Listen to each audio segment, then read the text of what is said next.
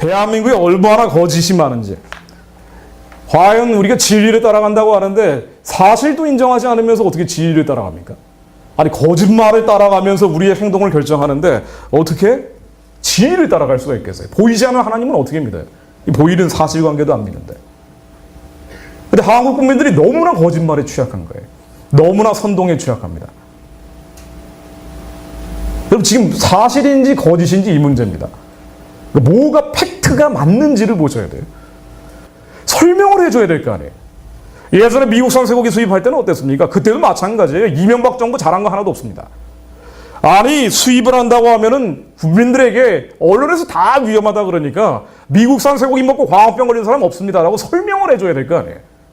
아니, 언론에서 다 위험하다 그러는데 야당도 촛불시위 다 나가버렸는데 그 당시 민주당 120명 정도가 다 나팔을 불면서 120명이 투사가 돼가지고 위험하다고 다 해대니까 국민들 입장에서는 위험하다고 생각할 수밖에 없잖아요.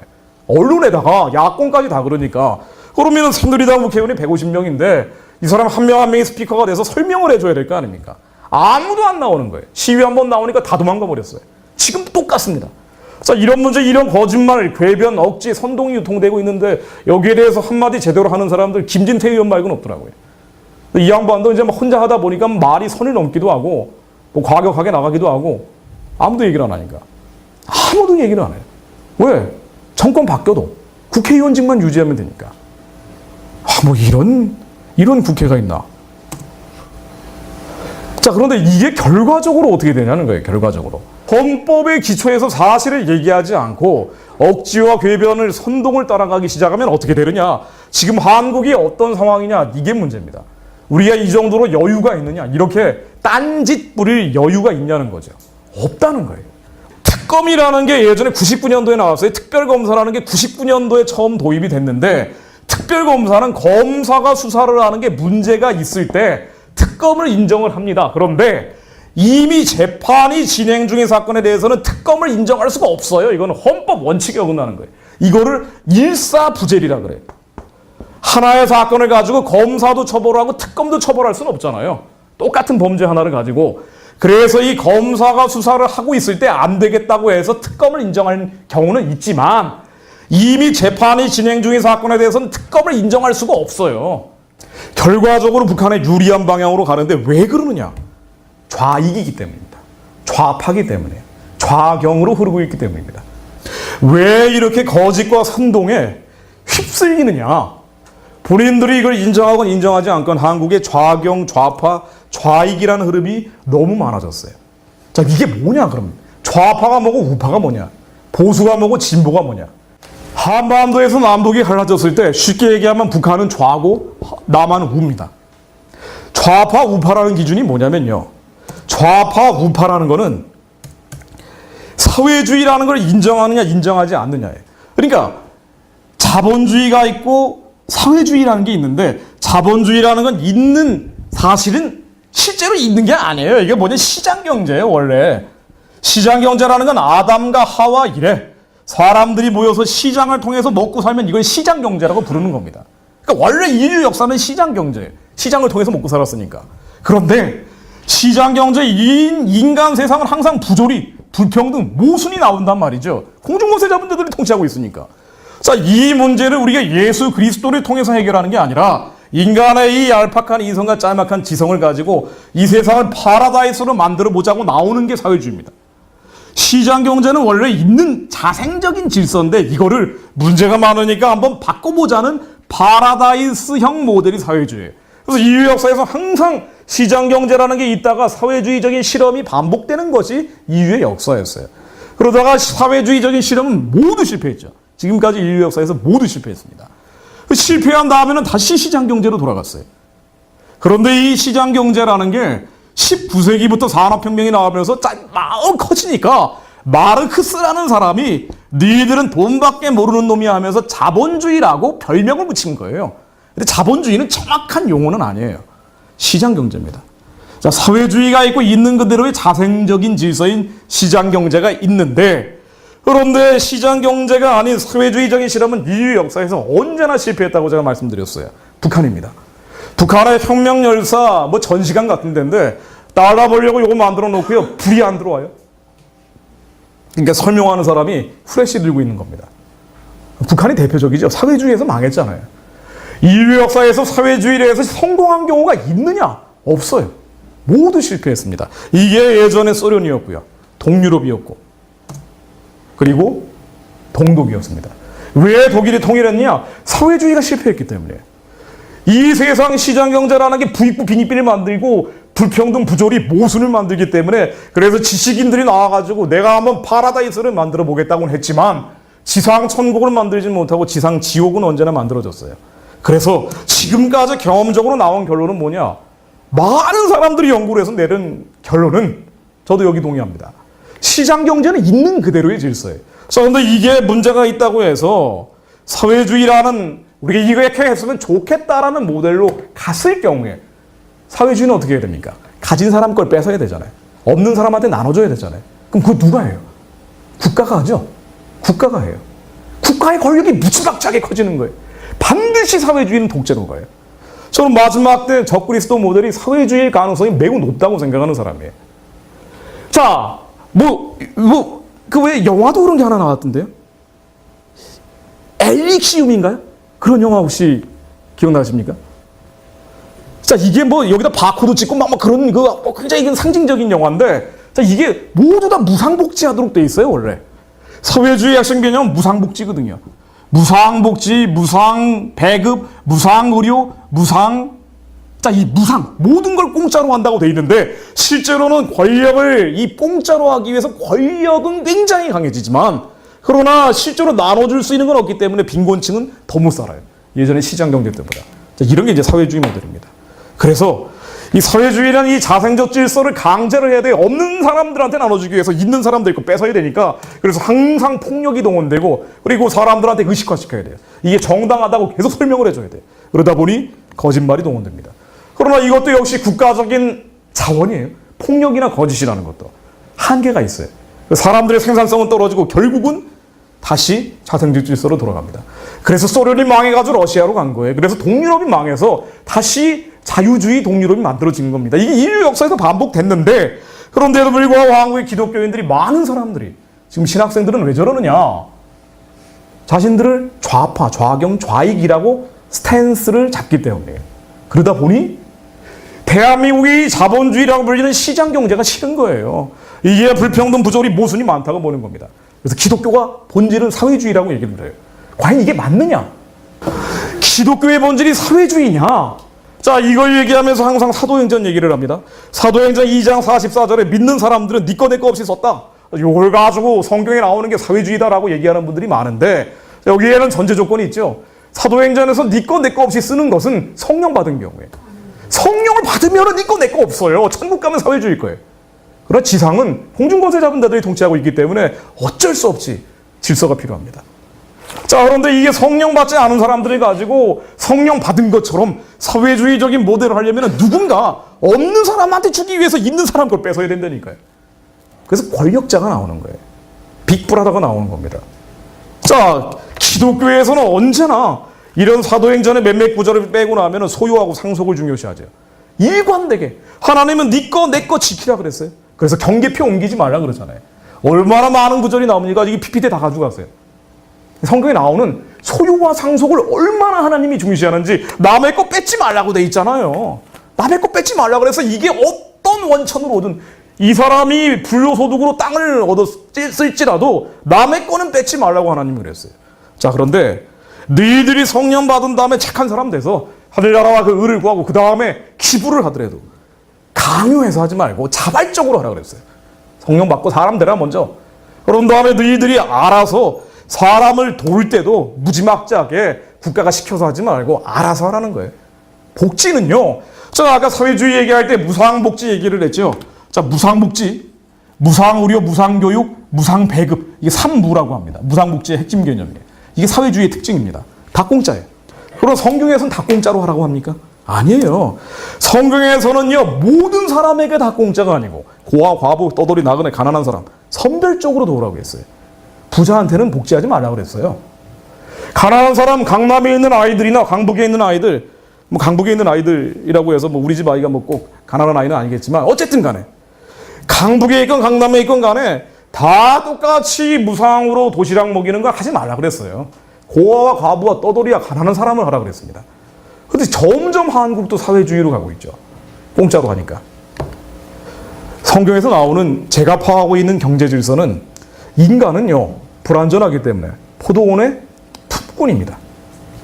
우리는 품꾼이에요. 주일 하나님입니다. 우리가 이 세상이 문제가 많다고, 우리가 마치 신이 된 것처럼 포도나무에 벌레가 많다고 해서 사과밭으로 만들 수가 없어요.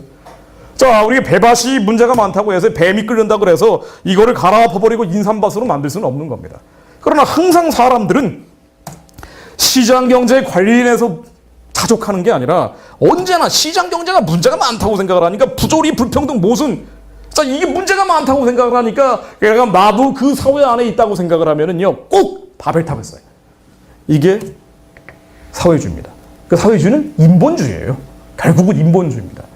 하나님이 이 세상을 만드시고 우리가 부조리, 불평등, 모순으로 가득 찬 세상에서 오직 예수 그리스도를 통해서 구원받고 우리를 둘러싼 모든 문제들, 이 악한 것들이 우리를 파멸시키고 파괴하고 죽이려고 할 때 오직 예수 그리스도 이름으로 이 원수들을 밟으려고 하는 게 아니라, 그게 아니라 내가 이 부조리, 불평등, 모순으로 가득 찬 세상에서 내가 한번 잘 만들어서 파라다이스로 꿈을 보겠다고 하는 이 바벨탑 쌓기가 인본주의고, 인본주의의 대표적인 게 사회주의예요. 그래서 우리의 좋은 가치들, 예를 들면 평화, 좋은 가치죠. 이거에다가 절대성을 부여해서 평화주의가 되면 이게 인본주의가 됩니다. 환경, 좋은 가치죠. 여기에 절대성을 부여해서 환경주의가 되면 이게 인본주의예요. 인본주의는 뭐냐? 하나님보다 내가 높아지는 거예요. 내 지성과 이성이 높아서 나는 지금까지 쌓은 사회주의 바벨탑은 다 실패했지만 앞으로 내가 쌓으면 잘 쌓을 수 있다고 보는 거예요. 지금 한국 기독교인들이 얼마나 사회주의 많이 주장합니까? 이게 다 인본주의예요. 복음이 약해지니까 예수가 그리스도의 살아계신 하나님의 아들이고 예수 그리스도를 통해서 문제 해결을 하려는 게 아니라 내가 한번 잘 해보겠다는 거예요. 자, 좌익 우익은 뭡니까? 이 사회주의를 인정하느냐 아니면 시장경제를 인정하느냐로 좌익 우익으로 나눠져요. 우리는 항상 중간에 서려고 하죠. 그러나 적어도 세상을 보는 시각은 시장경제를 인정하면 이건 우익이라고 부릅니다. 보수하고 진보는 또 뭐냐? 언제나 좌익이 진보되고 우익이 보수가 되는 건 아니에요. 자, 그런데 진보하고 보수는 조금 더 폭넓은 개념이에요. 좌익 우익은 사회주의 시장경제 요걸 가지고 보는 거고, 보수하고 진보는 여러 가지 가치들에 대해서 판단을 하는 겁니다. 그 진보는 이 세상에 어떤 절대적인 진리가 없다고 봐요. 그래서 언제나 우리가 변화해야 된다는 이 변화의 스피드에 대한 욕구가 굉장히 커요. 그리고 보수는 변하지 않은 진리가 있다고 봐요. 그래서 이거는 지켜야 된다는 거예요. 이게 코어 밸류입니다. 핵심적인 가치, 요건 지켜야 되지 않겠느냐. 이게 보수예요. 보수를 이제 꼴통으로 한국에서는 등치시키는데 외국 가면 아주 우스운 얘기입니다. 보수는 핵심 가치, 신, 도덕, 가족 질서, 성윤리. 예를 들면 동성애 같은 경우 동성애는 안 된다라고 하는 사람들은 모두 보수주의자입니다. 여러분 어떻습니까? 동성애를 인정하십니까? 아니면 보수주의자예요, 여러분들. 네, 여러분들이 세상에서는 보수라 그러면 꼴통이라고 욕을 먹겠지만 그러나 어쩔 수 없어요. 핵심적인 가치다. 이거는 우리 사회의 유의 질서이기 때문에 지켜야 된다는 거고, 그렇지 않고 진보주의자들은 뭐라 그러느냐? 야, 뭔가 우리가 계속 변화하면서 뭔가를 새로운 걸 추구해봐야 되지 않겠느냐. 진리는 성경에 나와 있는 게 다가 아니라 우리가 계속 발견해 나가는 거다라고 보는 거예요. 그래서 보수는요, 수구하고는 완전히 다른 거예요. 수구는 핵심 가치를 지키면서 변화를 추구하는 게 보수라면은 수구는 무조건 내가 가지고 있는 걸 지키자는 거예요. 이거하고는 완전히 다르죠. 저는 뭐 전두환 정부나 이런 사람들은 수구라고 봅니다. 이건 전혀 보수하고 상관없는 거예요. 정말 중요한 가치들을 지키기 위해서 너무나 노력을 안 했어요. 자, 그런데 그래서 이 어떤 사회의 변화에 있어서도 진보라는 거는 혁명을 추구하죠. 프랑스 혁명 같은 경우가 대표적이에요. 사제들, 너희들은 다 썩었기 때문에 공개 처형해버려. 길로틴의 이슬로 다 사라져버리는 겁니다. 그러면은 보수는 뭐냐? 가만히 있는 거냐? 아니에요. 핵심 가치만 지키면은 변화를 계속 추구해야 됩니다. 그래야지 핵심 가치가 지켜지기 때문에 에볼루션이라고 그래요. 레볼루션은 안 하고. 대한민국의 건국혁명이나 미국혁명이 대표적인 보수혁명이에요. 보수하고 수구하고는 완전히 다른 거예요. 왜 보수를 하느냐? 인간은 불완전하다고 보기 때문입니다. 그래서 대부분 기독교인들, 보수주의자가 많죠. 이건 뭐 어쩔 수 없는 거예요. 그런데 한국에서는 이제 북한 문제를 가지고 북한하고 대치를 하다 보니까 북한에 대해서 좋게 보느냐 나쁘게 보느냐로 진보, 좌익, 우익, 보수가 같은 이 동그라미 안에 들어가 버려요. 이건 한국적인 현상입니다. 미국은 어떠냐? 미국만 제가 비교를 해볼게요. 미국에도 좌익, 우익, 보수, 진보가 있는데 미국의 진보하고 보수는 다 우익들이에요. 무슨 얘기냐? 미국에도 공화당이 있고 민주당이 있는데 기본적으로는 시장 경제를 인정하는 사람들이라는 거예요. 한국에서 진보라고 하는 사람들은 희한하게도 북한의 영향을 받아가지고 북한이 살아있으니까 사회주의를 지향하는 진보들이 너무 많아요. 그러나 미국 원래 사전적인 진보들이라고 하는 사람들은 보수건 진보건 기본적으로 시장 경제를 인정하는 우익들이에요. 그래서 미국의 공화당, 민주당 두 개가 있죠. 이게 다 자유주의, 시장 경제를 인정하는 리버럴리즘이라는 경제적인 용어입니다. 이건 신학적 용어가 아니고. 이런 걸 기초로 해서 지금까지 수많은 경제학자들이 계속 미국에서 얘기한 건 뭐냐? 시장 경제를 인정해야 되겠다. 그 안에서 민주당도 있고 공화당도 있어야 된다. 그러다가 나중에 이 레이건 시절, 1980년대 레이건 시절이 되면서 이 시장 경제라는 게 참 중요하더라 라고 다시 한번 시장 경제에 하이라이트를 줬어요. 대처하고 같이. 이거를 특별히 신자유주의라고 흔히 부르는데, 신자유주의는 또 뭐냐? 신자유주의 얘기하면 무조건 사탄의 사술인 것처럼 얘기하죠. 특히 한국 기독교인들이. 그게 아니고 그건 딴 데 가면 무식하다 그래요. 뭐냐? 시장 경제를 다시 한번 하이라이트를 준 거예요. 시장 경제를 인정하는 겁니다. 미국은 진보건 보수건 시장 경제를 인정하는데 한국에서는 희한하게 북한 영향 때문에 진보라고 하는 사람들이 대한민국의 시장 경제 자체를 인정을 안 하려고 그래요. 사회주의가 좋은 모델인 것처럼 얘기하는데 이거는 복음의 빛이 약해지기 때문에 인간이 모든 가치를 창조하는 교만 상태로 들어가는 거예요. 그래서 이건 교회의 영적 쇠락과 한국의 좌파, 좌익, 좌경이 확산되는 것과는 정확히 괴가 같습니다. 그래서 한국의 사회주의자들, 좌파, 좌경, 좌익들은 그 핵심 세력은 앞으로도 교회 안에서 나올 거예요. 교회에서 절대적 지위를 부정하면서 다원주의나 자유주의 시락의 영향을 받으면서 이런 사람들이 점점 좌파, 좌경, 좌익의 선두로 지금도 그렇지만 서게 될 겁니다. 이거는 결국 복음의 빛이 약해지기 때문이에요. 자, 북한 얘기로 가겠습니다. 자, 한국에서 왜 북한 정권을 추종하는 주사파들의 행태나 좌경, 좌파, 좌익적인 흐름들이 세지고 있느냐? 이거는 본질적으로는 영적인 이유입니다. 북한이 한계 상황으로 가고 있기 때문에. 참 이런 얘기를 제가 안 하고 싶었는데 음모론 얘기를 제가 좀 해보겠습니다. 저도 뭐 이쪽에 관심이 많은 사람 중에 한 명인데 한국의 종북이나 좌익들이라고 하는 사람들이 시위 현장에서 꼭 하는 얘기가 미국하고 프리메이슨을 동일시합니다. 한미 FTA 반대하자고 하면서 데모하고 있는 사람들은요, 그 안에 세계를 보는 시각은 이 프리메이슨 음모론이 꽉 차 있어요. 자, 이게 어느 정도 맞는 얘기예요. 자, 그리고 기독교인들도 이 사실을 많이 인정을 합니다. 그런데 제가 왜 이 얘기를 언급을 잘 안 하냐면은 이 얘기를 해서 듣고 나면은 그 다음에는 반미주의자가 되는 경우가 너무 많아요. 지금 한국이 통일하기 위해서는 한미동맹이 너무 중요한데도 불구하고 이 얘기가 너무 단순하고 명쾌하기 때문에 국제질서라는 게 이렇게 단순하고 명쾌하게만 돌아가는 게 아니거든요. 여러 가지 복합적인 원인에 의해서 돌아가는데 이 얘기가 너무 단순하고 명쾌하기 때문에 막스주의를 1시간 강의 들으면 그야말로 빨갱이가 돼버려요. 이것처럼 이 프리메이슨 음모론을 1시간만 들으면 그냥 세대주의자가 돼서 반미주의자로 가는 경우가 너무 많이 봤어요. 그래서 한국이 종북이나 좌익이라고 하는 사람들이 한미동맹을 부수기 위해서 결과적으로는 이게 프리메이슨에게 도움이 되는 건데도 불구하고 자, 이런데 이 소위 프리메이슨 음모론을 활용하는 경우가 너무 많아요. 그래서 제가 조심스럽게 얘기를 안 했는데 그래도 잠깐만 말씀드려 보겠습니다. 미국의 대외 정책에 프리메이슨이 미치는 영향력이 세요. 맞습니다. 이건 맞아요.